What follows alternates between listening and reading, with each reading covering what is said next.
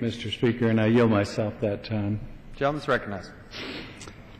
Well, unfortunately, this has turned into, I guess, sort of a political gotcha game. If this was a sporting event right now, the umpire would probably come out, throw down a flag, and say a foul has been committed. And it's kind of sad that the other side, that bipartisanship has become a one-way street. No one's worked harder than I have to try to accommodate the other side of the aisle.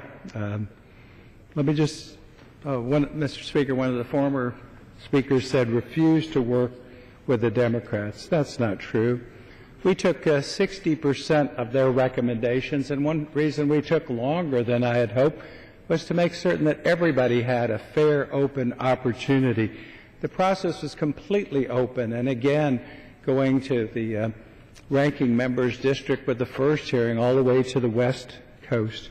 In the amendment process, I told members that everyone would be heard and everyone would have an opportunity to offer an amendment. Yes, we sat for 18 hours. We took over 100 amendments from the other side of the aisle, and each of them was considered with respect and dignity that every member of this body should have before everybody.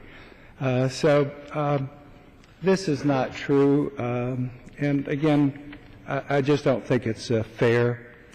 The gentleman from New York, Mr. Speaker, Mr. Bishop, came to the floor and said that I was the only one that had a copy of the bill. In fact, the irony of it is Mr. Bishop, Mr. Speaker, and his staff, everyone, in fact, all the members were given a copy a week before, which is twice the period of time in the past, and copies of the bill were distributed from his office, which he also admitted to in committee long before the bill came to the committee. So,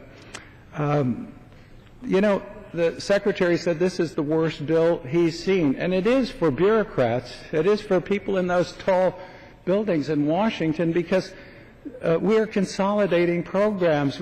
We've gone from 6 core programs to 130. We have offices that we don't need, duplicate programs, and someone is trying to actually do reform. Yes, we do substantial reform. They throw money at problems. We at least keep it level and we responsibly pay for it. But even when they threw money at things like stimulus that Mr. Schuster brought forward, 35% of the money, 2.5 years, was still sitting in the federal treasury because shovel-ready became a national joke, and it is a national joke because of the red tape, the bureaucracy, all by those people who may lose their jobs in those glass buildings right here in our nation's capital. So, again, I don't think it's fair.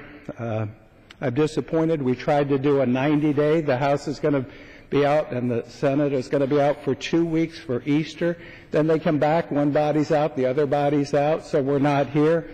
They weren't happy with 90 days, and we tried to accommodate the 60 days. But this is a political game of gotcha, and it's unfortunate because there's many Americans who are counting on us for jobs, many people who lost their home, particularly in the construction industry.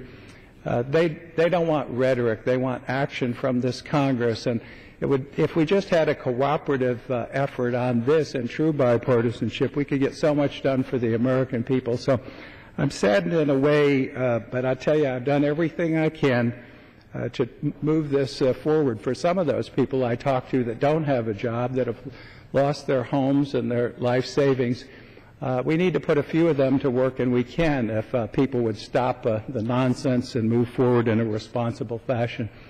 And I just yield back the balance of my time. Thank you.